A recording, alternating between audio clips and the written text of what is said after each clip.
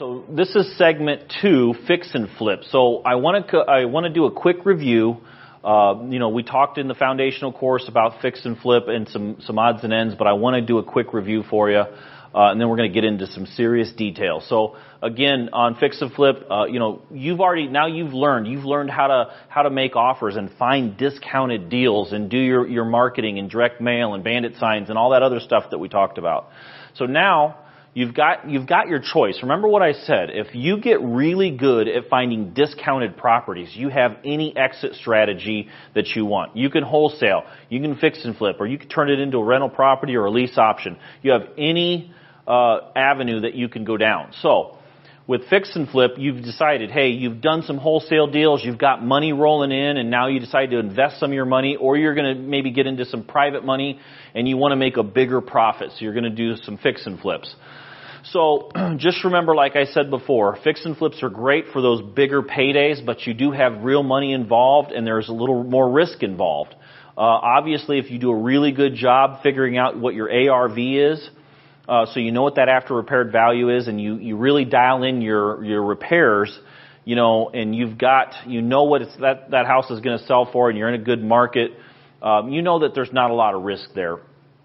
So again, the fundamentals are really going to carry you through doing this right. So let's just jump into it. Now, the offer formula, if you're going to end up buying that property for a fix and flip, I want you to change the offer formula just a little bit. Again, if you get a good wholesale deal and you've used that wholesale formula to buy that property, you can plug those numbers right into this formula and see if it would make a good fix and flip deal. Okay, so let's jump into it. So again, we have the ARV. We're always starting with the ARV, the after repaired value. You have to dial in what that house is worth. One of the most important, crucial steps of this whole thing. That's why we put so much time and effort into all of the training and the videos on how to figure that after repaired value. So you can't practice this enough. You can't get good enough at this. This is one of the most crucial pieces of the whole thing. So once we've got the after repaired value and we know what the value of this property is, we take it times 0.85 in this fix and flip scenario. So why are we taking it times 0.85? When you take it times 0.85, you're subtracting 15% off of it. Where does that 15% go? Okay, so the first thing in here is when you resell this property, you're going to pay that realtor to list it. In order to get the most value for this property to sell it as a true fix and flip, you're going to list it with a realtor. And when you list it with that realtor, they're going to charge you on average probably 6% commission. Okay? When you buy the property originally, the seller pays the commission. So you don't have to pay any commission to buy it, but when you go to resell it, you have to pay that 6%. So the next thing is when you buy that property, you're going to have some closing costs. Again, I've got this padded. Generally, closing costs are about 1 to 2%. I put in there 3. I like to add a little bit of extra protection in there. So when you close it the first time, you're going to have closing costs. Then, what if you don't get a full price offer? On average, most houses close at within 3% of the asking price. So you want to figure for that. You want to make sure you know that you're okay. So if I don't get a full price, it doesn't matter. I've got it built into my formula. And then the last thing is you've got closing costs when you go to sell the property. So again, we've got it padded. It's probably 1 to 2%. We're putting in there 3 just to make sure. So when you close the property, you've got that figured in. You've got those costs figured in. So we take the ARV times 0.85. So you don't have to figure that every time. You just take it times 0.85 and you figure it in. And then you have to subtract out your repairs. Now we're going to get into contractors and get a little deeper into repairs in a minute. But for now, we've got that real bid. So in the wholesaling version of when we were figuring our numbers, we were pretty much guesstimating what it would cost to do these repairs. When you're doing a true fix and flip with your money invested, you need to have a contractor, you need to have a scope of work, you need to figure out you need a bid on what that's going to cost to get that house repaired. You can't miss a beat. It's something that it could ruin the deal, and most people doing fix and flips totally underestimate what the true repair cost will be. And then the last thing, we have to subtract out our profit. Now, a lot of times people don't do that. They just, okay, it's worth this. I've got, my repairs and this is what I'm going to buy it for. They're missing the whole point of this. So what it is if you don't count your profit as an actual expense in the deal, you probably won't make any profit. So you need to count your profit as an expense. So figure it right up front in your formula. So you take your ARV times 0.85, subtract out your repairs, and then subtract out what profit you want to make, and that's your maximum offer price. So if we put some numbers with this, and again, I always use 100,000 just because it's easier. So if we've got a $100,000 house, and we take that times 0.85, we're going to have 85,000, okay? So now, we take that 85,000, let's say that the repairs on this fix and flip are 20,000, we subtract out 20,000. Now we're left with 65,000. Okay, so we've got 65,000, and let's say we're trying to make a 20% profit off of what this ARV is of this house. So 20% of $100,000 is $20,000, and that's what our profit is. Some people will just use flat numbers and just say, I want to make $10,000. I generally don't go that low because if something goes wrong, it could wipe out my profit pretty fast. And you've got to plan for mistakes when you're brand new. You got to figure in a little extra padding because you could make mistakes. So let's say the profit is $20,000. So that means your maximum offer price is $45,000. Now, again, we like to start a little bit lower, throw in an oddball number so it has a higher likelihood of being accepted. In something like this, I'm just going to go down and probably offer $41,300.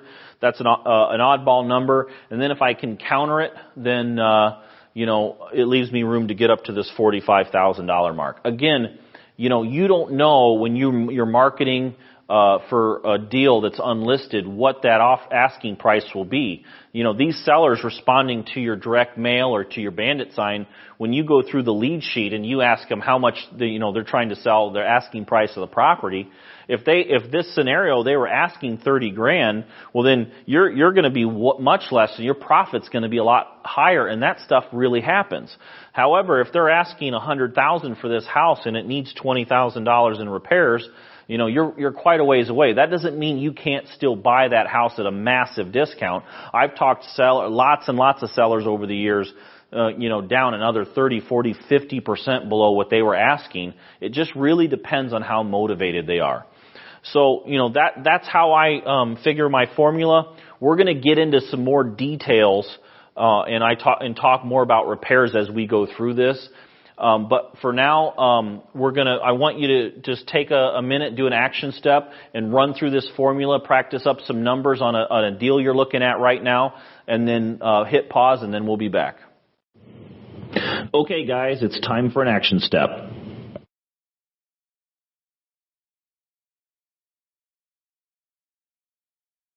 All right, so now we're back. So let's talk about finding good contractors. Obviously, when you're doing a fix and flip, the quality of the rehab and actually getting the rehab done in the right amount of time, so you don't have a ton of carrying cost, is crucial. So, part of the reason why I do a really good job on my fix and flips, and when I'm doing my rental properties and getting the rehab done really fast and efficiently and really high quality stuff, is because I have really good contractors. So I want to give you some tips on finding good contractors.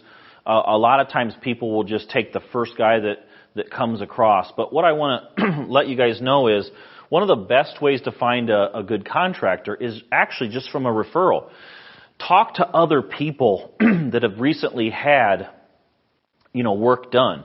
A referral is worth its weight in gold, because that person had some work done themselves, and that contractor did a good job, followed through, and did what they said they were going to do. Just a word of warning, most contractors out there, I would go as far as to say 75% of the contractors out there are not very good.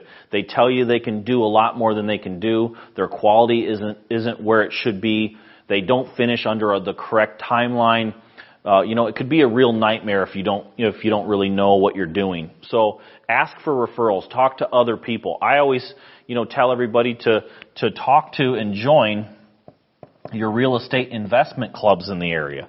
A lot of those people, either the director of the real estate investment club or lots of members, if you go in there, a lot of times they have open mic at the beginning or at the end. You can get up there and say, hey, I'm looking to do some fix and flips. I'm looking for some really good, people that, do flooring and carpentry and plumbers and electricians, and you can find a lot of good referrals that way. Or a lot of times they'll even have those real estate investment clubs will actually have a list of recommended contractors, so you can go that route. Another thing is social media. A lot of times if we're looking for a new carpenter or a new, flooring person or whatever, we'll put an ad on Craigslist and just say, hey, does anybody know of any, excellent, flooring, contractors that are, have good pricing that, can jump on the job fast, that do what they say they're going to do, carpenters, electricians, whatever it is. If you throw it out there, most people have a few hundred friends. Out of those people, they know somebody that have done some work for them that they trust, that they can recommend. A lot of times I'll see on Facebook somebody will say, hey, I need a new carpet guy, or I need a new carpenter. And, in minutes, you'll have 5 or 6 or 7 or 10 different names pop up and something about, hey, call this guy. He's amazing. He did a great job. Those are worth its weight in gold. And now in today's day and age with social media, you can't escape if you've done a bad job. And if you've done a good job, you can get the word out really fast by using social media. So I recommend that you put an ad on Craigslist or Facebook if you're looking for somebody that you need specifically, and you'll get a lot of good referrals. The last way is you can use Craigslist. Now, Craigslist is, it's hit and miss. I mean, if you don't know what to post and you don't have a very good ad, you'll get 150 different responses, and that's a lot of people to wade through to find those. Out of those 150, you probably got 5 or 10 contractors that are actually pretty good. We have a really specific ad we run. It basically, our ads that we post on Craigslist when we're finding a contractor, it repels the people that we don't want to talk to, and it attracts the people that we do want to talk to. When I first started, I just put a general ad out there, really didn't know what I was doing, and I got way too many. I mean, I'd get 100 or 200 responses with my ad. Now, when I post an ad, I might get 5 responses or 3 responses. It's so specific that it weeds out all the people I don't want. So what I'm going to do is I want to give you guys an action step. I want you to go out and post an ad on Facebook, or get a hold of your real estate investment club in the area, find the good contractors, and I want you to go and post my ad. You're going to see below, you're going to see a sample Craigslist ad that we use. You can copy and paste this, put it into your Craigslist, and let's see if you can get a good contractors and start meeting some people that can help you follow through with your fix and flip, and then we'll be back. Okay, guys, it's time for an action step.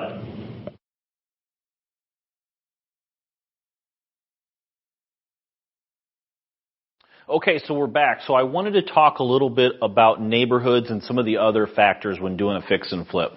So I always grade neighborhoods, and you're basically grading neighborhoods based on value and crime. Obviously the higher the crime, the lower the values of the property. So keep that in mind.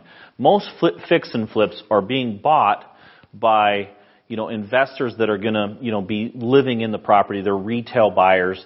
They're picky about where and what they're buying. So, we rank the neighborhoods A, B, C, D, or F. The A neighborhoods, these are the $1 million mansions, depending on where you're at in the country. We don't do a ton of those fix and flips because they're harder to find those deals. Most of the people that can afford the higher end homes, they own businesses and they've got liquidity, and if they hit a hard time, they work their way through it. So you don't see a lot of those types of deals. So we don't do a ton of those, but at the same time, the F properties, the high crime areas, most of those areas are rental neighborhoods. They're not the retail, homeowner type neighborhoods. So we don't focus a lot there. Those are a lot harder to sell. Same with the Ds. The Ds, again, that's a high concentration of rental properties.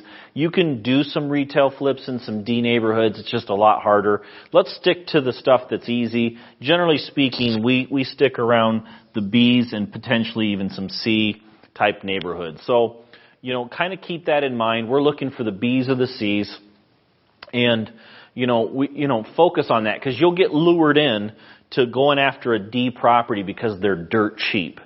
And just remember, this isn't a rental property. This is a retail buyer that's going to live there. So there's a couple different ways, a couple different types of properties to go after. You can go after the starter home price ranges, which is what we teach a lot of times to get started. Those are the lower end homes in the decent neighborhoods that, your first-time home buyers are going to live in. These people are going to come in with financing. Generally speaking, they're going to use FHA financing. It's a little trickier. It takes a little longer to close, but those are the types of buyers that you're going to get. These starter homes, lots and lots of FHA financing.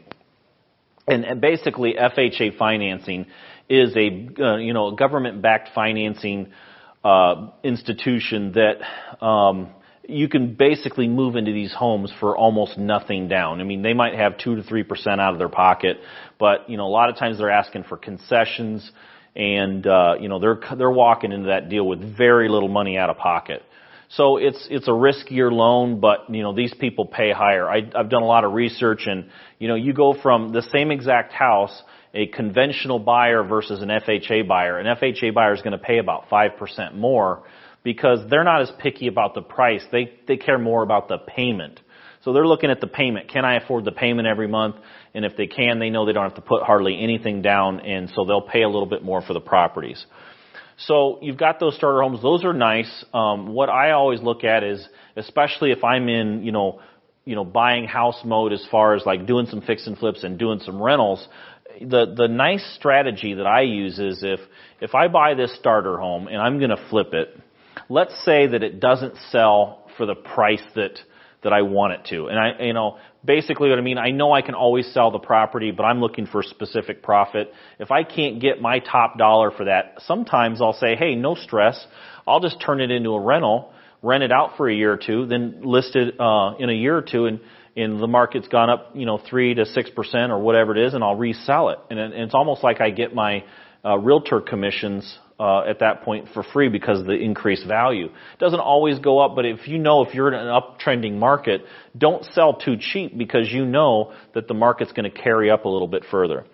But then the other thing, so there's a lot of protection by buying the starter homes. The second thing, the second homes for people. So these are the people that, they bought the starter home 7 to 10 years ago. They've lived there. They've built up all this equity. They've paid down the mortgage. The house is worth more, and now they're ready to move up. They've got a bigger family now, or they just have more money. They're making more money at their job, and they're just ready for that higher end property. So, let's say that if the average property was, $100,000 for a starter home, these houses might be $200,000. They're stepping up. So you can do these fix and flips too. Those are the two types of homes that I focus on. There's a little bit more risk with the second home price ranges, and you've got to spend a little bit more money, but it's still something that you can make a higher profit on. If you find some of these, a lot of times they sell faster than starter homes if they're rehabbed right, because there's fewer of them out there, so the demand and the supply are kind of offset. So those are the two types of properties I focus in on fix and flips. I don't focus on the $1 million mansions, and I stay away from the higher crime areas. If you focus on that, you will make money. You will do deals that you can make a nice profit on. The couple of things I want to mention is you've got to match the style of the area. So remember when we were doing comps and I was teaching, the 7 different things we look for, and style was one of them. Basically what I meant by style is, hey, if you're running comps on a house and you have it under contract and there's a 2-car garage, make sure that if your house has a garage, make sure all the comps have garages as well. The same with the size of the lot. If the garage is attached, if you're looking at a brick ranch, then you're comping against brick ranches.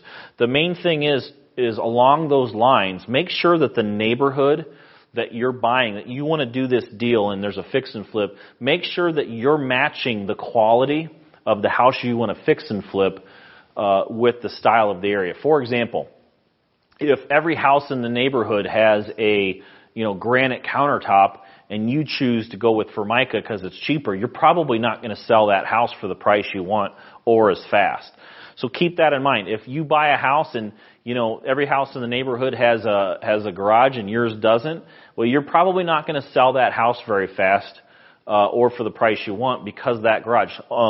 Speaking of garages, homeowners, people that are living in homes, they want garages. So we always, whenever we're doing a fix and flip, we always make sure that there's a garage. It's tempting, again, you'll see a lot of houses out there that there's no garage, and it's tempting to pick those up because they are cheap. And I do buy a lot of homes without garages, but I turn those into rental properties knowing that someday if I end up deciding, hey, I don't want to rent that one out anymore and I'm going to sell it retail, I've got room, I'll just build a garage at that point.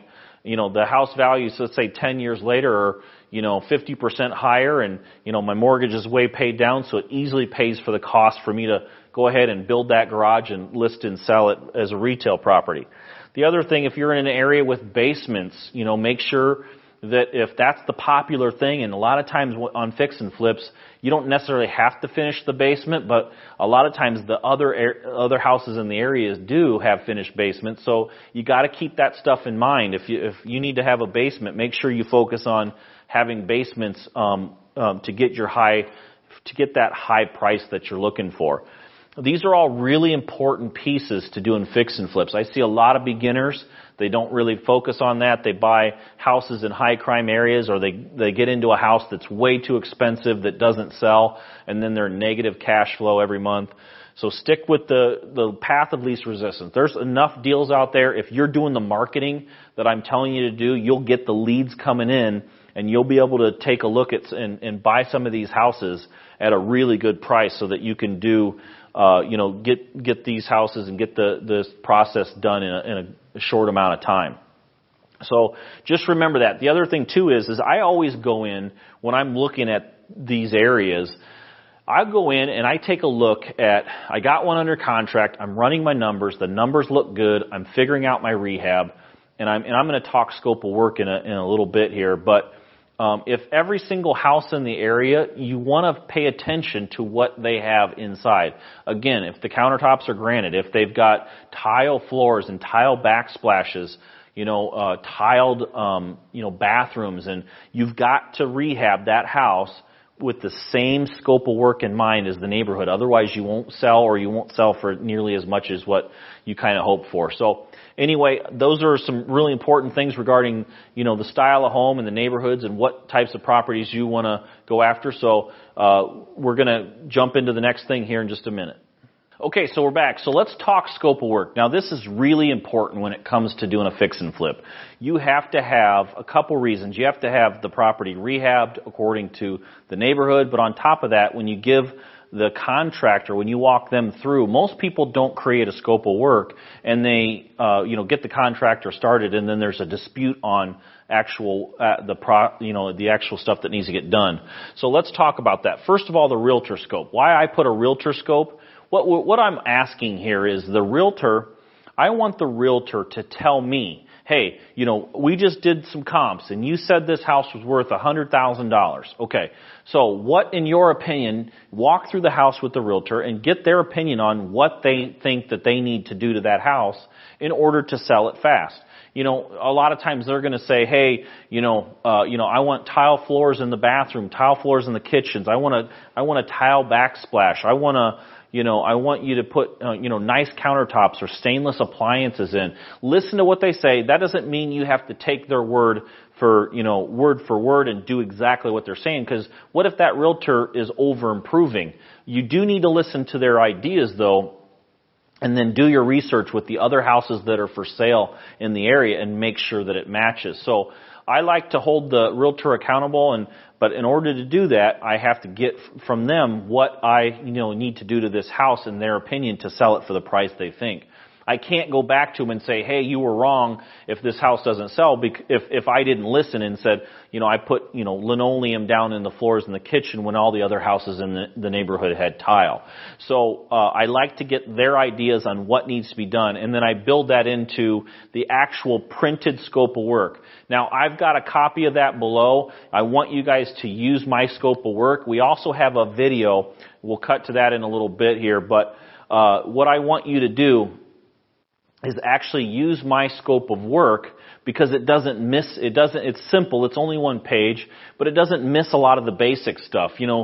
I always, some of the things we always do, we always change the outlets and switches. We make sure everything gets painted. We go to the exterior. People always forget about the exterior and that landscaping and making sure the gutters look good and there's no chipping paint on the exterior at all. Around the windows, people will walk past that and forget, and then it won't sell FHA. But, getting the downspouts and making sure everything is nice, clean, and crisp, that scope of work doesn't miss a beat. That's years of me doing deal after deal after deal where I, go in and do rental properties or fix and flip, and we don't want the contractor to miss anything. Because here's what happens.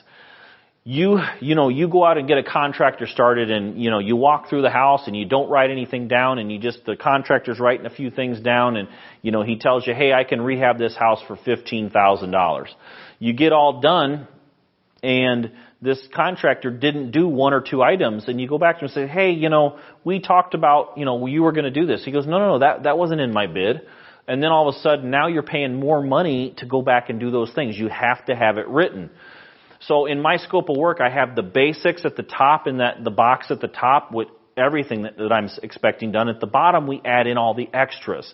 And those are where some of that stuff comes in with the realtor, what they think you should do, and along with just the added things that might need to be done with a house. Like, for example, maybe the roof's bad. You've got to add in that, or a foundation repair or something along those lines. You add that in the bottom. That video will help explain that to you. So the other thing too is why I like the printed scope of work. If you get 3 bids, and I tell everybody, make sure you get 3 bids on every job from 3 different subcontractors or contractors. And if, let's say that one guy bids a house at 10, one guy bids a house at 12, and one guy bids a house at 15. Which contractor is going to get awarded the job? Well, the guy that bids it for $10,000. He's the cheapest price. But what if that guy, you didn't have a printed scope of work, and you walked all 3 of these guys through, and the guy that bid it for 10 wasn't including new cabinets and new countertops, and the guy that was bidding it for 15 had new cabinets, new countertops, tile floors, tile bathroom surround, and his scope of work was actually different and more than the guy that was doing 10,000. His scope of work was less, and the guy that had the highest price actually had the best price because he was doing a lot more items. That's why you need a scope of work. So when you give this project to 3 different people to bid the house, they're all bidding the exact same thing. So you can award it to the best price and know that everybody bid the exact same thing. That's what's really important. The other thing is they have to be, this has to be bid 2 things. The contractor has to bid the price, but they also have to bid the timeline, and we're going to jump into that in a second. So get the realtor's opinion on what they think that needs to be. The other thing about the realtor is I use 2 realtors. So we use a 2 realtor system, and what I mean by that is you're out there making offers. If you're making offers through a realtor, that realtor gets paid when that deal closes, okay? So what's the chances that realtor might, exaggerate the ARV a little bit to make it look like a better deal? I'm not saying that they're lying. I'm just saying they're using all the higher end comps. What's the chance of that happen? Well, what I like to do is I'll use one realtor to make offers, and I'll use another realtor to list my fix and flips. And why I do that is because when realtor number 1 says, oh man, you got a killer deal, you just got this under contract, I bring in realtor number 2 and say, okay, I just have this house under contract with this other realtor. I'm going to use you to list it. What do you think I can sell this for? And so now you've got the person, 2 different people. This realtor gets paid when they buy. This realtor gets paid when it sells. This realtor, when it sells, he or she's going to give you the exact best price that they think, because they're only getting paid if that thing sells and closes. So we like to do that. That way it keeps everybody in check. It's a checks and balances deal. So make sure you're doing the same thing. Get 2 realtors, 1 to buy and 1 to sell. Make sure you're using this printed scope of work, and make sure you're getting 3 bids. Now, in general, I'll just let you guys know, we use a $15, $20, and $25 per square foot. What that means is if it's a light rehab, we know it's going to cost around $15. If it's a medium, it's going to be $20, and if it's a higher end, it's going to be $25. That's just a ballpark number, but what's really going to dial this in? So you're using this when you end up, you're going to do a fix and flip. You're using these numbers from the start as your ballpark rehab numbers, but you're going to get 3 bids from 3 different contractors with the printed scope of work. And they're going to bid out each item. So, if if that roof is bad, then you need to get 3 roofing bids on that roof. That way you're getting a good price. If you just get 1, how do you know that the person's gonna, not gonna bid it out of sight? The biggest secret in contracting is if a contractor's really, really busy, he's gonna overbid. He's gonna throw in a really high bid because he doesn't need the work. He's going to say, hey, my normal cost on this would be $5,000. I'm going to throw out $10,000, and if I get it, then I'll make a killing. But if I don't get it, no big deal. I don't care. I got enough work anyway. That's the biggest secret in contracting. On the other hand, if you get somebody that doesn't have a lot of work at the moment and they bid that same job, you might get a really good deal. That's why I like to go with 3 bids. So you're going to get 3 bids, and if it needs a roof, you'll bid that with three different bids. On the interior rehab, you're going to get 3 different bids from those contractors. If it needs a foundation repair, you're going to get 3 bids on that one. So just remember that you want to make sure you have the whole scope of work, and if one contractor only does interior remodel and you got a roof to do as well, you've got to get those contractors in there as well. You've got to get this stuff done up front so you know what you're going to be walking into for a price. So keep that in mind. So what I want you to do now with knowing this information is I want you to go to the scope of work, go to the bottom. We've got the actual document that you can print off and use for yourself for your scope of work. But I want you to watch this video so you can see how we're putting these scopes of work together. So watch the video and then we'll be back. Okay guys, watch this video and then it's time for an action step, and I'll be back as soon as the video is done. This is a video on how to complete a scope of work. So you can either use our template here, or you can create your own. And what we do is we put our company name, or the name of the company that is doing the rehab bid, up here at the very top. And then in these 2 boxes, you'll see all of the bulleted items. These are the items that we always include for every rehab that we do. So those rarely ever change. But if there's something in here that you don't plan to do or you want to add to it, you can just go ahead and edit that as you wish. And then if you scroll down, scope of work, and right here is where we put the property address that we're quoting. And then below that, you'll see additional items completed. So this is the section that always changes depending on the house that we're quoting. As you can see here, we have windows and screens will be repaired, doors replaced, toilet, vanity, medicine cabinet, and faucets will be replaced. If we were going to replace the roof, if we were going to replace the furnace or the water heater, anything that's not normally included in every scope, we add down here to this section. And then at the very bottom is where we put the amount that the rehab is going to cost. So it's pretty simple. Just update that and edit it as needed, depending on what you plan to do to the house. Or you can take this and give it to the company that you want to go out and bid your house so that they can include this information in their bid as well. So that is how to fill out the scope of work and use that to get a rehab bid.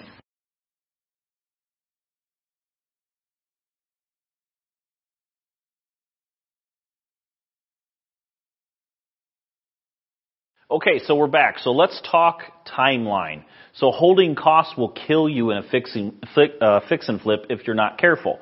So you need to make sure you're aware of everything that's going on. So I wanted to cover the actual timeline with you so that you can follow along and hit the same timelines.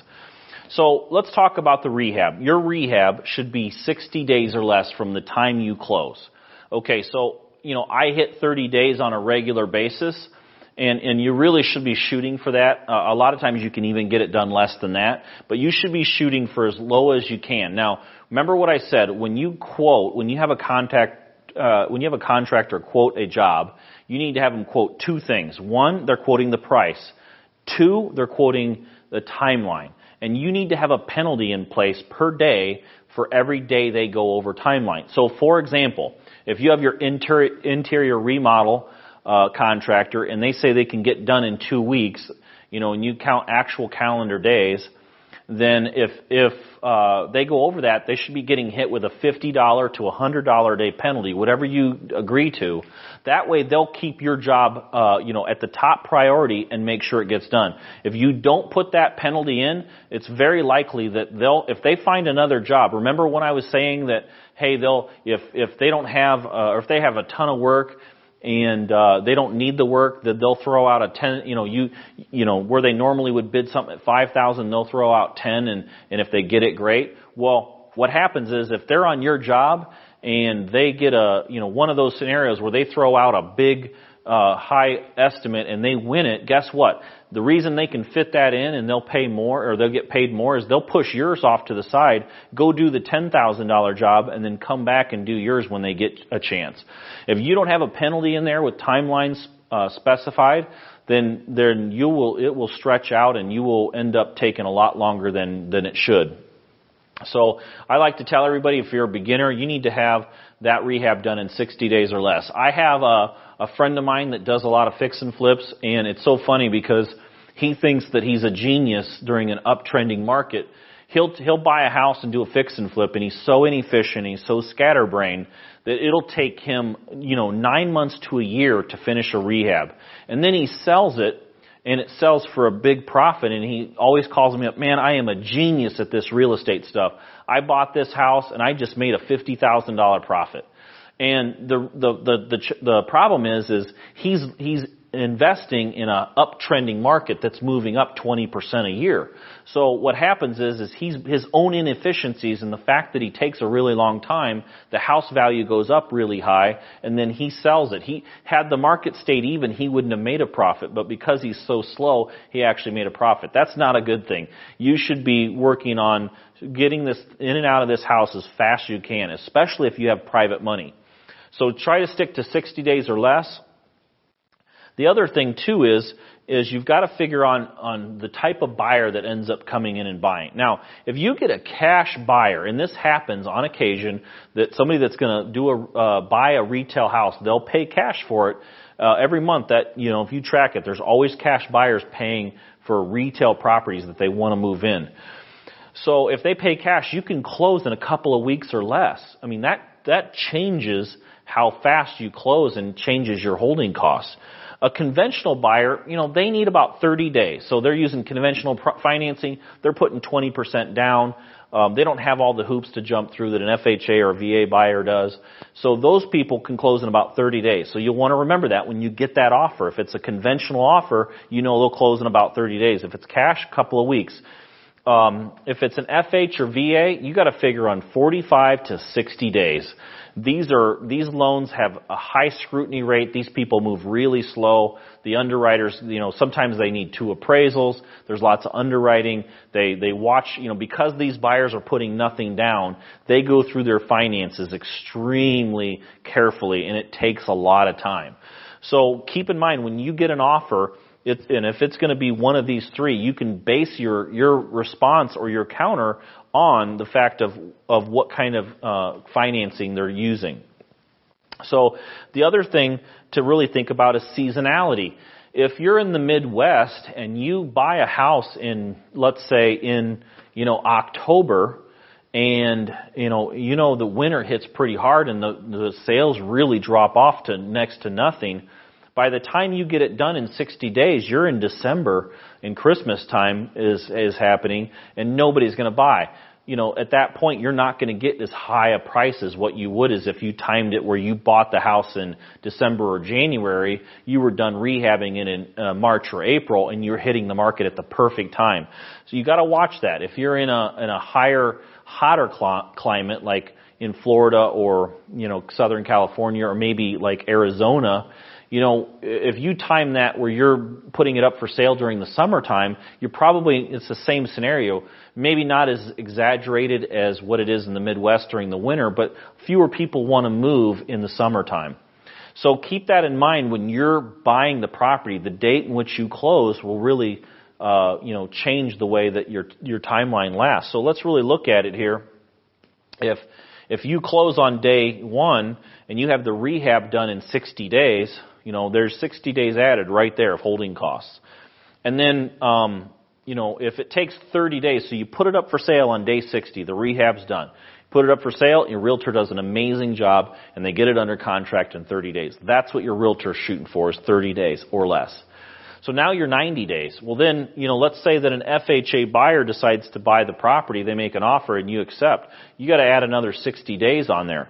So what you're really looking at is 150 days. So I always tell new investors, plan on 6 months. 150 days is 5 months.